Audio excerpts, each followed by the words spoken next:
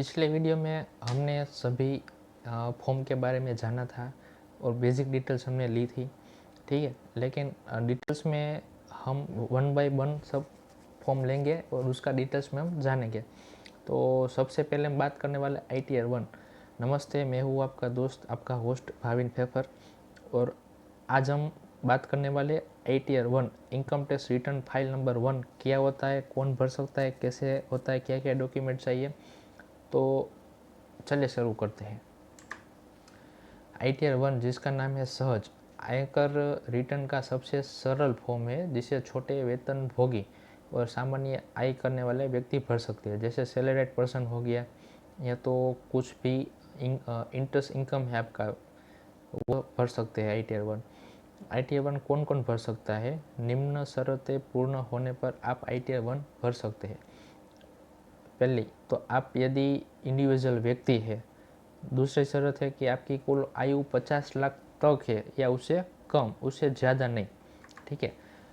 आपके आय के स्रोत क्या क्या है? सैलरी हो या पेंशन हो या हाउस प्रॉपर्टी से कोई आपकी इनकम हो, या अदर सोर्स जैसे कि बैंक का ब्याज हो गया, FD का ब्याज हो गया, कोई भी आपका प्रेफरेंस शेयर्स का ब्याज हो गया, या तो फिर 5,000 तक की आपकी एग्रीकल इनकम हो, तभी आप ITR 1 फाइल कर सकते हो।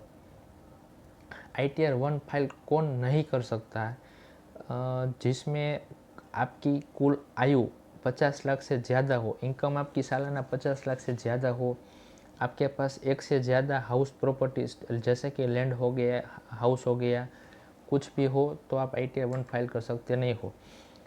तीसरी शर्त है कि कैपिटल गेन, आपका शेयर या प्रॉपर्टी बेचने पे जो आपको लाभ मिलता है, तो उस कंडीशन में भी आप ITR 1 फाइल कर सकते नहीं हो, ठीक है।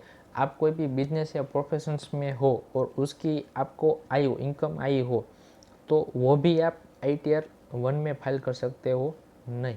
आप किसी कंपनी में डायरेक्टर हो, ठीक है, तो भी आप ITR 1 फाइल कर सकते नहीं हो। कंपनी चाहे प्राइवेट लिमिटेड हो या फिर आपकी LLP कंपनी हो, ठीक है।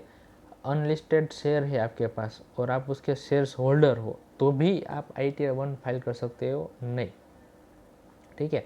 आपकी कोई विदेश से आय आती हो या फिर विदेश में आपकी कुछ भी संपत्ति हो, ठीक है, तभी भी आप ITR 1 फाइल कर सकते हो नहीं। ऐसी स्थिति में आप ITR 2 या ITR 3 भरना पड़ता है आपको, ठीक है। ITR 1 में कौन कौन सी जानकारी भरनी होती है? तो पहले पर्सनल इन्फॉर्मेशन हो गई, जैसे कि आपका नाम हो गया, पैन कार्ड हो गया, आधार का पता हो गया, मोबाइल नंबर हो गया, जीमेल हो गया, बैंक डिटेल्स हो गया, ठीक है। दूसरी इनकम की डिटेल्स में क्या आता है? देखिए, अगर आप कई जगह पे जॉब करते हो तो वहाँ से आपको एक फॉर्म 16 आपको मिलता है। उसमें आपकी सब इनकम, आपका टैक्स डिडक्शन सब कुछ लिखा होता है, तो उसको आप डिटेल्स के तहत आपको चाहिए होता है। हाउस प्रॉपर्टी की कोई भी है या आप सेल्फ ऑक्यूपेटेड आप कर सकते हो, ठीक है। अदर इनकम ब्याज आता है आपका, कोई भी इंटरेस्ट आता है, तो उसका डिटेल्स भी आपके पास होना ज़रूरी है। आगे हम बात करें तो डिडक्शन के लिए चैप्टर 4A के तहत आपको ATC में आप डिडक्शन ले सकते हो। ATC में क्या क्या आप डिडक्शन ले सकते हो? LIC का इंटर जो भी आप प्रीमियम भरते हो वो आप बाद ले सकते हो। PPF का जो भी आपका PF आता है वो आप बाद ले सकते हो। ELSS शेयर मार्केट SIP से जुड़े हुआ है, तो वो भी आप बाद ले सकते हो। 80D में क्या आप ले सकते हो? मेडिकल इंश्योरेंस आपका कोई भी है तो उसका प्रीमियम भी आप बाद ले सकते हो। 80TTA सेविंग अकाउंट का इंटरेस्ट जो आता है वो भी आप बाद ले सकते हो।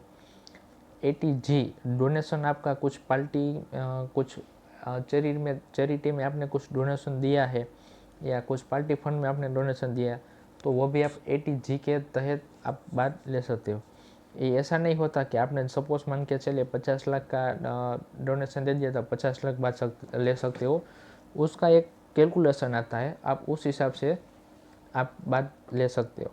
मैं रिकमेंडेड ऐसा करूँगा कि आपको पूरी तरह नॉलेज ना हो तो आप प्लीज़ फाइल खुद से मत कीजिए, क्योंकि इसमें जो इनकम टैक्स की स्क्रूटिनी आती है, नोटिस आती है, वो थोड़ा लेंथी होता है। तो आप कोई भी कंसल्टेंट से या टैक्स कंसल्टेंट से या सीए से आप फाइलिंग करवाइए। हमारी कंपनी भी आईटीआर फाइलिंग की पान इंडिया वर्क करती है। आपको कहीं से भी आईटीआर फाइलिंग करवाना हो तो नीचे डिस्क्रिप्शन बॉक्स में नंबर सब कुछ दिया हुआ है, ठीक है। तो आप वहाँ से जाके हमारा कांटेक्ट कर सकते हैं। चाहे आप इंडिया के कोई भी कोने से आप करवाना चाहे तो हो सकता है, ठीक है। आगे हम बात करें तो टैक्स कैलकुलेशन, कुल आयु, कुल आय आपकी जो होती है उस हिसाब से टैक्स का कैलकुलेशन लगता है। तो उस हिसाब से आपको टैक्स पे करना पड़ता है।